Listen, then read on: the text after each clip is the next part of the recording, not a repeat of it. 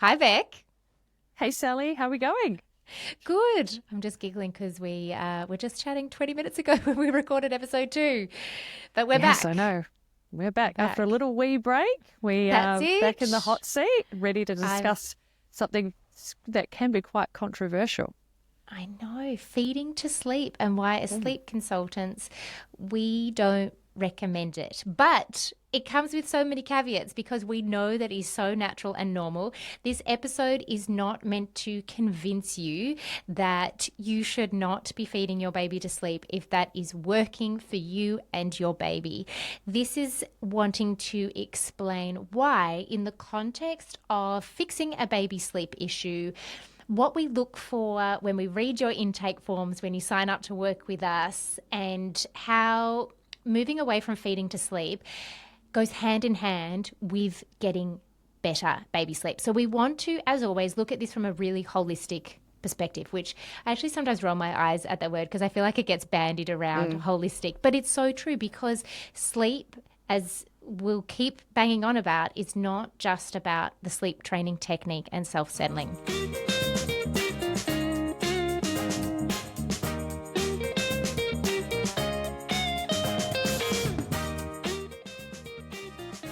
And feeding to sleep is actually one of the first places I start when I'm working with families, and how to restructure feeds so that I can set a family and a baby up for success, so that come bedtime and overnight wakings that are bound to probably still happen, a parent can know that their baby is waking from habit and not hunger.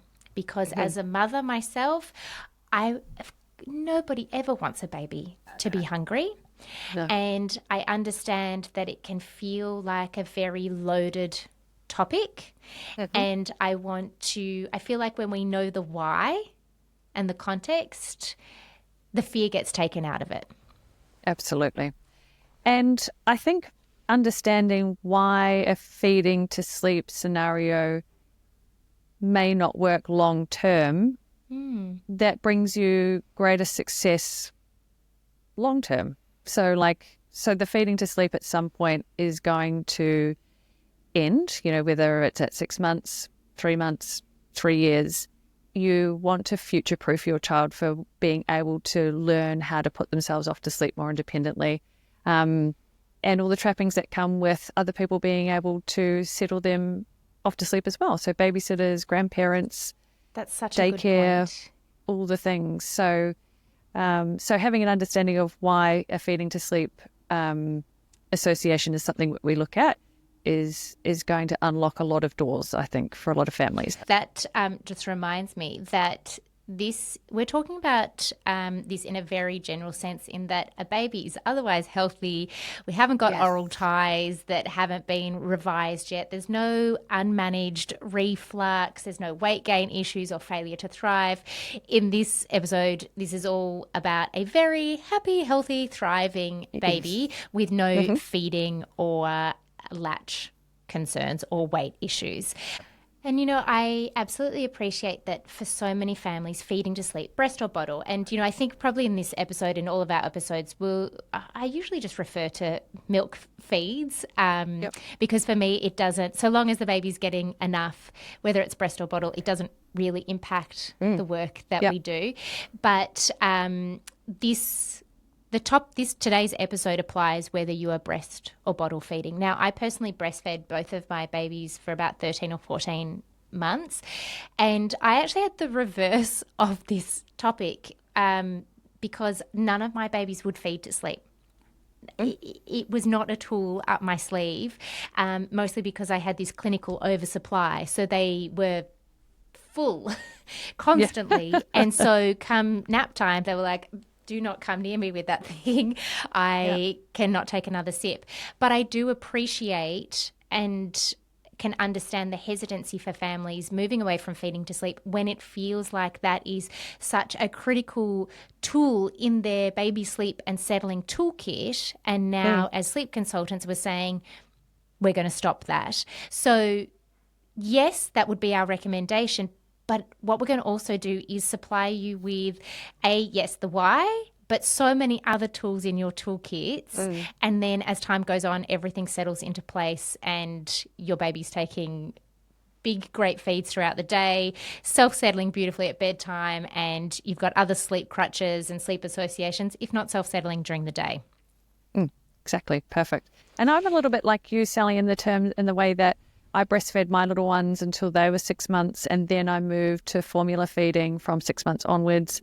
And it was a great transition for me. But I also had no issues with my little ones feeding to sleep. And that would mainly be because I had a schedule. Like, I was still using the book that I referred back to in episode 2. I actually used that book for my 3 children as well. And there was no option to feed to sleep.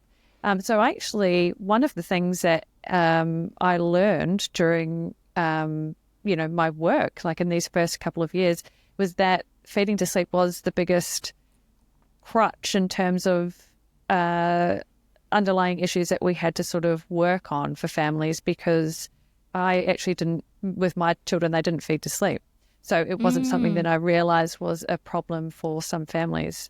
Yeah, it just wasn't a variable that you had to navigate. Yeah, No. exactly right. And I think that's often, I think, when I work with families that have had subsequent children, the first one was often fed to sleep, and then second and third, they're like, oh no, we're not going to do that, because that stitched us up round one. But I think it's always important to say that, every baby and every family is different. There are absolutely some babies that can be fed, rocked, bounced, all of the sleep heavy, parent-assisted sleep associations under the sun, and then sleep 12 hours overnight and take 2-hour naps. But there are so many babies and families that is not the reality. And I think you touched on a really good point that even outside of the potential unsustainability of feeding to sleep, for some families, it's just no longer working because they don't want to be the only one that can put their baby to sleep. They're tired of waking too hourly to get up and breastfeed or bottle feed. They want to go back to work. They don't want to do that anymore. And that in and of itself, say less. That is reason enough, You don't need to justify why you no longer want to feed your baby to sleep. The other reason that it is no longer, the other reason is that it no longer works.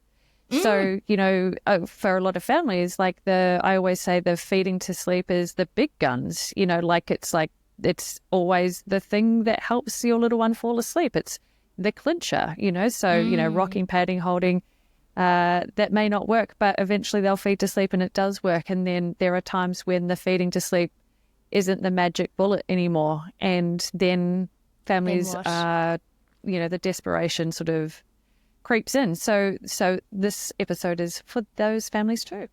Absolutely. And I think that leads into, a few of the common challenges that we see when feeding to sleep stops working, or the way that we interpret when we read an intake form to say, oh, this is because of feeding to sleep, which may, as a family that isn't as obsessed with baby sleep as you and I, it may not seem like a direct cause and effect, but in fact is often to do with, feeding and sleep, they're a match made in heaven. They have to both be aligned in order for both to be successful. So one of the things I see is that babies used to being fed to sleep, and then particularly around the 4-month sleep regression, when sleep cycles mature, a baby then often looks to have however they went to sleep replicated at the end of a sleep cycle overnight. So if they were fed to sleep overnight and that's all they know, that's the only way they know how to go back to sleep, they often start waking multiple times overnight to say, hey, I'm awake. Can you come and do that thing that you did at 7 p.m.? Rinse and repeat all night long. The other thing, transfer issues. Babies that are fed, they're unconscious, look like they're unconscious in your arms, and you go to delicately lower them down. And this is something I see as a baby gets bigger and older, and they wake up on transfer, and then you're back trying to feed, probably a very full baby because they've just fed to sleep, transfer, Yeah. waiting for that sort of sweet spot that is very elusive of are they out cold enough that they're going to Yeah. surrender to this, and I don't know what else to do because I've worked with families that have like their breasts through the dangled over the side of the cot to Yes. ease Yes. that transfer. Now, if that Yeah. works for you, like absolutely keep dangling. For me, that would be so unsustainable and Mm. literally maybe backbreaking. Mm. Um, and then, Becky, snacking during the day, how does that impact sleep? So I think what happens when we are getting really close to a nap, and for families that are using the feed to sleep as a way to encourage a beautiful, easy transition to a nap, what tends to happen is they wait until the nap is, about to occur, and then they start feeding baby, and then baby is really tired. And so what will tend to happen is baby will suck, suck, suck, suck, suck, yum, yum, yum, yum, yum, sleepy, sleepy, sleepy, drift, drift, drift. And then all of a sudden they're asleep, but they haven't necessarily completed a full feed. And so what you may find is that they've had a good little go at it. Maybe they've had a couple of minutes on the boob, and then, they're nice and sleepy, and, it's done its job and they're in bed. But what can then happen is because they haven't completed a full feed, they are going to wake and require a top-up feed to either go back off to sleep so you can sort of lengthen the nap, or they're just up for the day and they're hungry and they would like a top-up. And so you continually get these top-up sort of feeds that happen all through the day rather than a tanking up situation.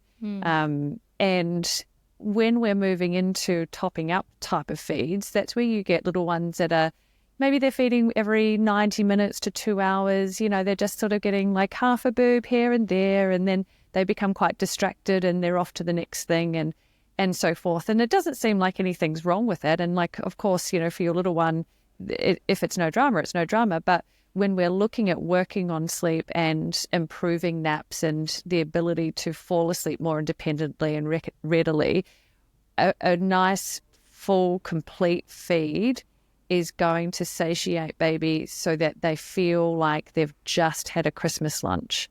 That nice, This is full, making me hungry. relaxed, feeling of, I just want to go to bed and sleep a million hours type of thing. Yep. So having a big feed rather than the snack feeding can really assist with the onset of sleep and helping babies to feel like they are able to do a full cycle. And so, if you're in the pattern of having feeds that are every 90 minutes to 2 hours, every 3 hours, and we're working with like a slightly older baby, so let's say, for example, an 8-month-old, if you're feeding every sort of 2 to 3 hours, then what tends to happen is the internal clock is wired into that pattern of expecting a feed every 2 to 3 hours. So when we are looking to lengthen naps, it can be a little bit tricky because you've had your awake time, you've just had a feed, but now baby is expecting to have another feed shortly after. So it starts to impact the longevity of the length of the naps. I also find that with that, oh, sorry, I didn't mean to cut you off. No, go for it. I was just going to say that with the snacking during the day, I often then find if a baby is used to taking small, frequent feeds, understandably, they may actually need small, frequent feeds overnight. So it may not even be just purely sleep association based. It may be a genuine caloric hunger need because, as you said, the internal clock is wired to say, I take this smaller amount frequently. They still may be getting the same feed volume, whether that's mils, ounces, time at the breast, for a baby that's on more spaced feeding, but they actually need to wake up more often overnight in order to get those calories in. Yeah, and so the internal clock is a huge driving force for a baby's rhythm to the day. So whether that's feeds, naps, meals, your internal clock is going to start registering when everything is happening and then start sending hormones out in relation to when to wake to feed and have solids and do naps. So it is a very easy issue to have for a lot of families, because if you've got a little one who's having, say, 4 naps a day, that's 4 feeding to sleep scenarios that you're faced with each day, and then the subsequent top-ups that go along with that. So very, very common issue, the old feeding to sleep and the frequent feeds and the need to wake a lot overnight to back it up. So I think you can definitely loosen the feed to sleep grip from quite a young age. Obviously, when they're really little and they're newborn, they don't have a lot of awake time. So there is, without doubt, almost zero opportunity to move away from feeding to sleep, because their awake time is 45 minutes. The feeds are, by the time you've got them up and changed and then you've fed, then they're, yeah, exactly right.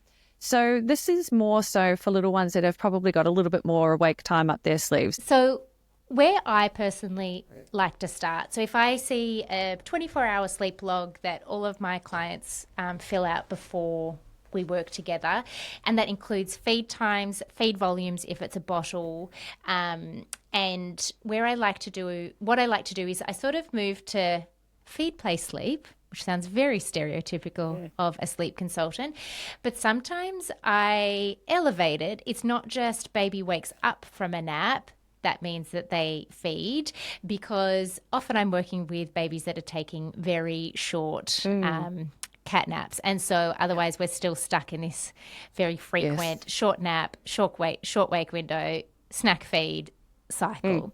So where I start to move towards is more of a spaced feeding sort of schedule, for want of a better word. And often from about 4 and 5 months, that's at 4 hours. So we like to anchor in our feeds to take out the confusion for parents, and to also help build a baby's pattern recognition and their internal body clock of like, oh, I get hungry now. I get to take this huge, big Christmas lunch, breast or bottle feed now. Then they move straight into a great wake window. We've set the stage for nap success. We've tanked up their calories during the day, so that then you get to bedtime and you think, great, we may not be dropping all overnight feeds yet, but we have set the stage so that a baby can now start the overnight weaning process. And I know that every waking outside of a scheduled overnight feed, I'm going to use my resettling sleep training technique to bring this all home. So one of the questions that usually pops up, understandably, when I talk parents through about how we're going to move to a 4-hourly feeding schedule is, okay, but what do I do when it's nap time? You've taken away the magic million-dollar wand question. Of feeding my baby to sleep. I gave them a great big bottle or breastfeed at 7 a.m. They're meant to take their nap at 9. Now what? And what I would say is use every other sleep association under the sun in order to try and get that nap in, because it will only take a couple of days, almost if that, for a baby to pick up on a new expectation around, oh, I can fall asleep like this. Now, day one may feel really clunky and messy because they're not used to falling asleep in the carrier or the pram or the car. But your consistency, plus knowing that they've just had this really great full feed and that this nap is actually being done with a really full tummy, they are going to be far more receptive to another sleep association.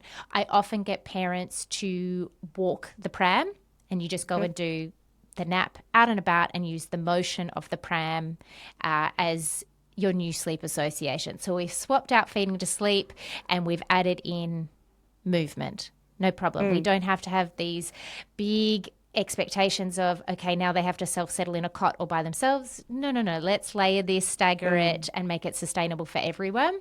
You might also like to pop your baby in the carrier. If you want to bounce them on the Fitball, if you have been rocking, all of these things can start to do the heavy lifting. Even if it's still a short, clunky nap, Doesn't matter. The change and the win that has happened is that they have not been fed to sleep. And with each subsequent day and nap is an extra opportunity to practice and your baby to pick up on this new sleep association and pattern. So that's where I usually start. I say, okay, you're going to feed your baby at these times. If it's with a bottle, I'm going to say you're going to offer this amount. I mean, luckily gone are the days where we say, they can only have 120 mils. Your baby can tank up as much as they like, but I usually like to give a range, of what to offer in a bottle. Otherwise, it's, if it's a double-sided breastfeed, if that's what a full feed looks like for you, you're going to do it at these times, and then you can do anything else to get your baby to sleep during the day. It's all about the loosening. Yeah, 100%. Like I'm exactly the same. We anchor in our feed times. It builds the appetite around the feeds. So a lot of little ones who are snack feeding, they're like I said, topping up. But we want our babies to tank up, and in order to tank up, they need to build the appetite. Yes. So we have to create this gap between feeds to create an interest and an appetite to want to get on the boob or the bottle and go hell for leather, and that will stop that distracted on off, up down, pulling the nipple sideways kind of feed, which is, oh my gosh, I can just picture it now and feel it. Just lulling the bottle around in their mouth. That's right. Yes, that's right. We want the feed to be a really great focused feed. So that's the key, is to anchor those feeds in, create that appetite, get the internal clock moving into having everything offered at roughly the same time. Those hormones are released, so the appetite is there. And then that loosening of the grip that the feed to sleep association has. So like it's a sideways step. Obviously, we are using more props. But in saying that, the positive side to moving to different types of props is that it means that mum is now less chained to baby. There are, there's the pram, there's the carrier. Grandma could use either. There's the car. So we are now off to the shops, and baby can sleep in the car for half an hour. Yeah. And, and just by sort of creating the gap between the feed and bedtime, it offers an opportunity for a set of rituals to be put in place so that now new rituals can come into our little ones' bedtime routine, so nap bedtime routine or evening bedtime routine, that anyone can utilize to encourage the self-settling. So it really assists with the transition to daycare. So if you're going back off to work, anyone will be able to put your little one down. There is a set of sort of, tricks that you will use in order to, a sequencing that your little one will then start to register. Oh, okay, we're on the, home straight to bedtime here. I'm getting into my sleeping bag. I'm Babies having a couple of books. They're natural pattern seekers. So they really love to know what's coming up next. And that helps them to feel calm and relaxed. And I must be a help baby with then, the onset of sleep. Knowing what's coming next. Yeah, snoozosaurus, that's right. Just swaddle me. But I think, so if we do 4-hourly feeds, and we're talking really from 4 months on, would you agree, for 4-hourly feeds? So then if your baby is used to feeding to sleep at bedtime, as you've just talked about, in order to fit in those patterns and rituals, I usually place that final breast or bottle feed 30 minutes prior to bed. And what I find that does is it gives you ample space to start adding in bath time. Bath time has already been done. But the going into the room, having some stories, some deep squeezes, popping the white noise on, it gives you time to fit that in. But not only that, it gives your baby a little bit extra time to be awake so that they're less likely to fall asleep on the feed because we're doing it 30 minutes before as opposed to the last 5 minutes in order to just put baby to sleep. They're a little bit more awake for it, and we want those calories are important in order to help the overnight plan. Yeah. And so sometimes I even say, if you think your baby's going to fall asleep in the dark nursery, even if it's 30 minutes before, go and do it in a different room. Maybe the TV's on low.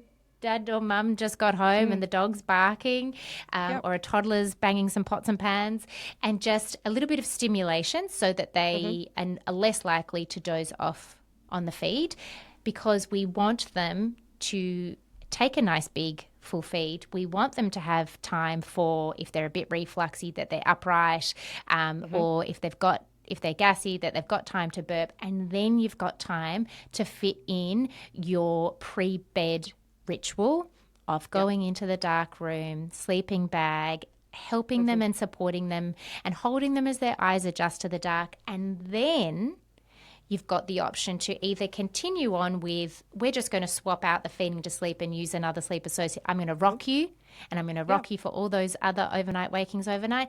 Or you can go in, depending on your circumstance, with a sleep training technique and say, and now we're going to support you in learning how to self-settle. Because the bulk of sleep work, for me at least, happens at bedtime. So I don't mind if there were sleep associations laid on thick during the day. You can still go into bedtime and teach self-settling then. But what it means is that you get to that bedtime moment, regardless of whether or not you are fully assisting your baby to sleep, but in a different way, or you are going to support them in learning how to put themselves to sleep. But they have got a full tummy with a day of chunky, amazing feeds under their belt, so that you know that if there are tears, it is not because they are hungry come bedtime. Yes. And it's the confidence that it builds. Those big complete feeds bring a certain level of confidence to your nights, because the confidence around having a 4-hour feed schedule, and you can continue that overnight as well. If they've had a great big beautiful feed at, say, 6:30, let's put a number out there, and now they're awake at 8:30, 9 o'clock, you can know with absolute certainty that that's not a genuine hunger-related waking, and it gives you the confidence to resettle in any other way, whether it's using a technique or you're rocking or holding or patting back to sleep. Absolutely. The one thing that I would maybe touch on is how we work on our night feeds, and where the feed to sleep is no longer an issue. So yes, as in when you do an overnight feed, let's say you're feeding at 10:30 p.m, so we're feeding 4 hourly, and baby falls asleep, oh no, on the bottle or the breast, are you meant to wake them in order to self-settle? Such a good point to clarify.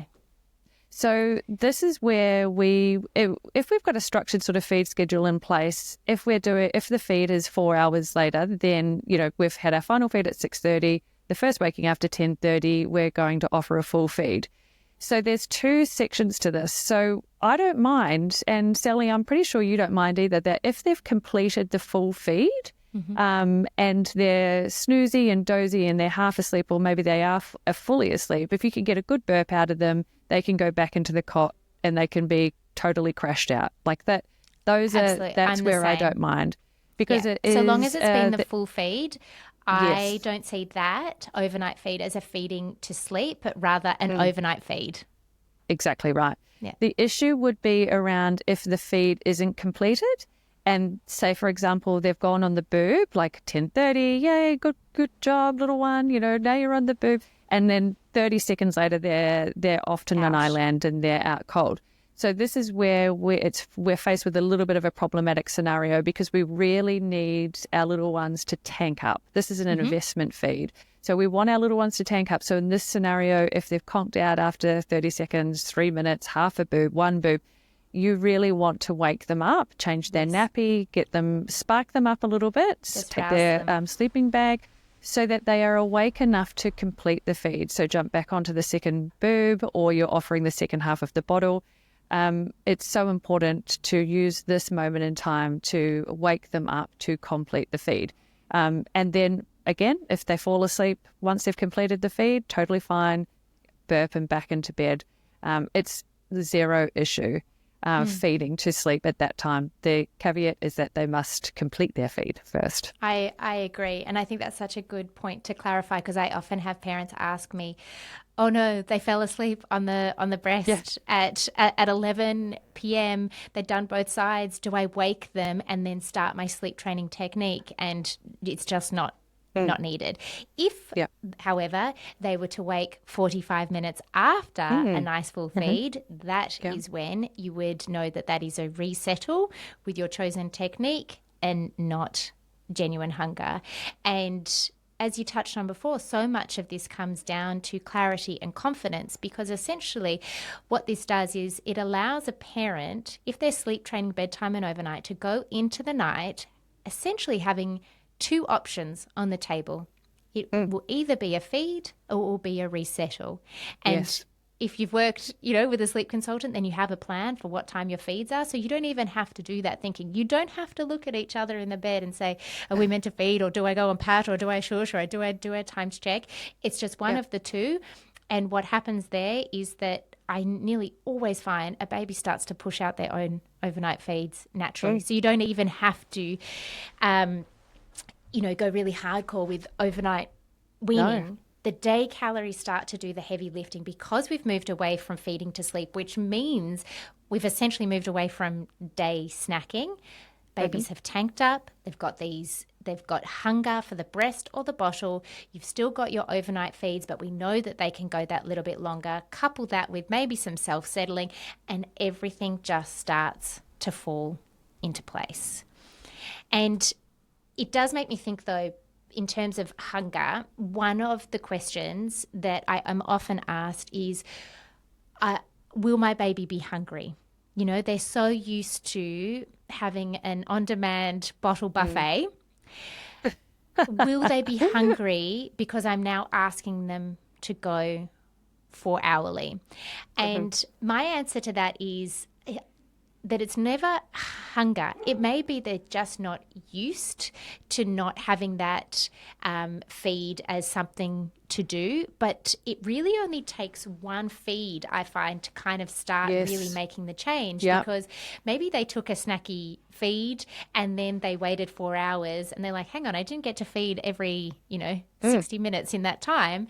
And then Yep. they're so ready for that 4 hourly feed that it breaks the cycle and you're on the up, and then they can last the next 4 hours. So sometimes I find babies could be cranky, but it's never they're not getting fed.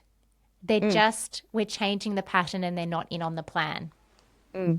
And the other question there's two more questions that I often receive from families when we are changing the feeding scenario up. The first one is, will my supply drop because I'm And that's a dropping fair feeds? enough concern. It is, yeah. My answer to that is that we're not dropping feeds, we're consolidating feeds. Mm-hmm. So It's such the a good key way to is, frame it.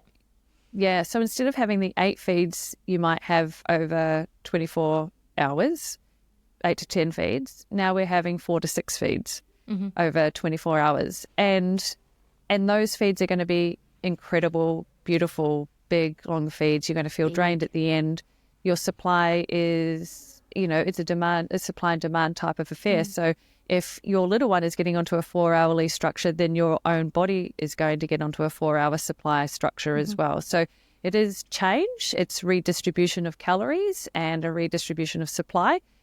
So we're not, the key is to always consider the way that we're doing the redistribution of the calories is that we're never taking calories away. We're trying to improve and up calories in through the day to support slightly longer stretches overnight. So that's the theory behind switching the feeds up, and also by moving away from the feeding to sleep scenario, we are optimizing babies' potential to improve their calorie intake through the day. Yeah. Absolutely. It makes me also factor in that one of the things that I also hear from families is when solids start to come into play, that yes.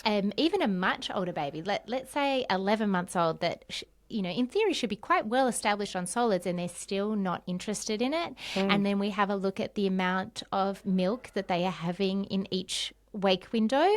And understandably, a parent might think, they're not really interested in solids. I don't want them to be hungry, so I'll offer them more breast milk or more bottle.